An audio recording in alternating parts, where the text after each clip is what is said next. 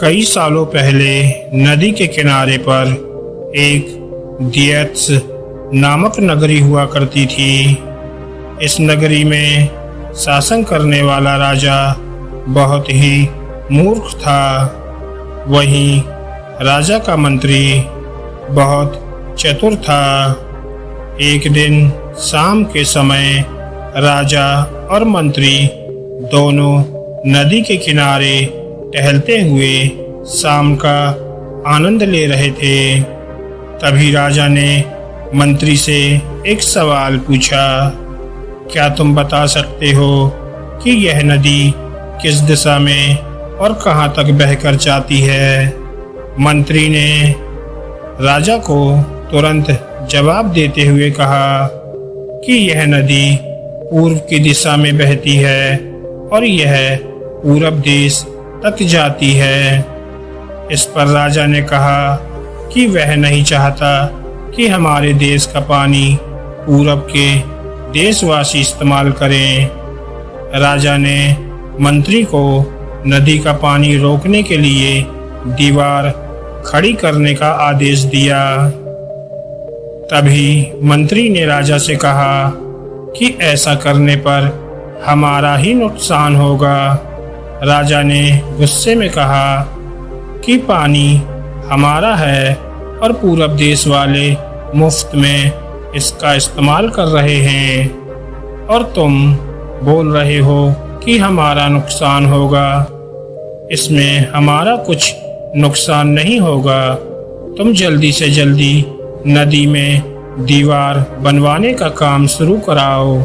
मंत्री राजा की आज्ञा का पालन करते हुए कारीगरों को बुलाता है और नदी के पास दीवार बनवाने का काम शुरू करवा देता है।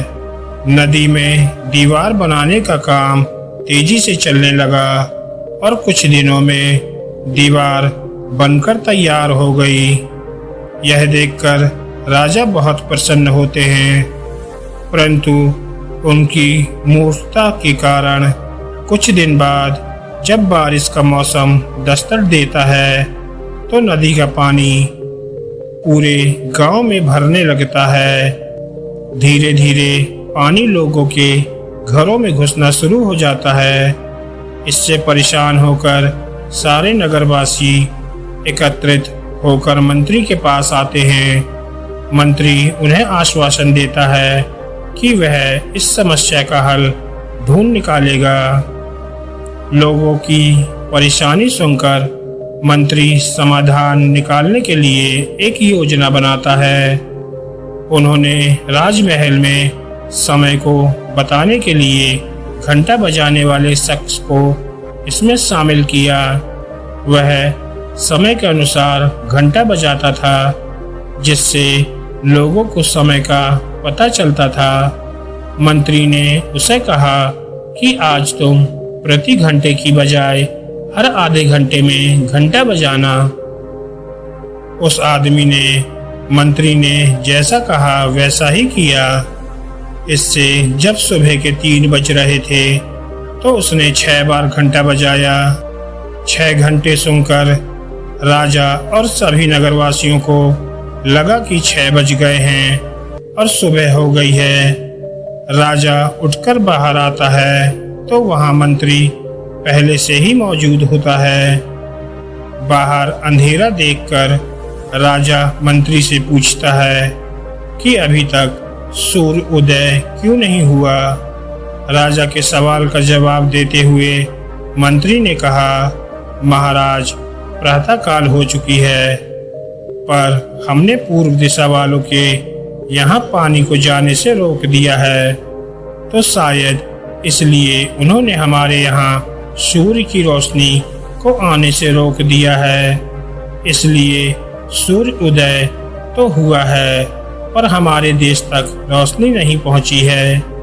ऐसा लग रहा है कि अब हमारे देश में सूरज की रोशनी कभी नहीं पहुंच पाएगी। यह सुनकर राजा चिंता में पड़ जाता है और मंत्री से पूछता है कि क्या इसका कोई उपाय नहीं है।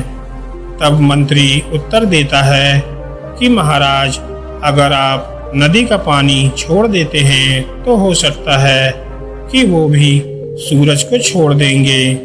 इससे राज्य में फिर से रोशनी आ जाएगी। राजा मंत्री को तुरंत नदी की दीवार तोड़वाने का आदेश देता है। मंत्री कारीगरों को नदी पर ले जाकर उन्हें दीवार तोड़ने के लिए कहता है। कुछ घंटों में कारीगरों ने दीवार गिरा दी और तब तक सूरज के निकलने का समय भी हो गया था। सूर्य उदय हो गया। सूर्य की लालिमा देखकर राजा बहुत खुश हुआ और मंत्री को इनाम देने की घोषणा की। राजा ने मंत्री की तारीफ करते हुए कहा कि तुम्हारे कारण हमारे राज्य में फिर से सूर्य उदय हो पाया है और तुमने हमारे राज्य को अंधकार से बचाया है। इसके बाद मंत्री कहता है कि महाराज, यह तो राज्य के लिए प्रति मेरा फर्ज था। दोस्तों, इस कहानी से हमें यह सीख मिलती है कि कभी भी दूसरों का बुरा नहीं करना चाहिए और ना ही उनकी तरक्की देखकर उनसे जलन की भावना रखनी चाहिए। धन्यवाद दोस्तों।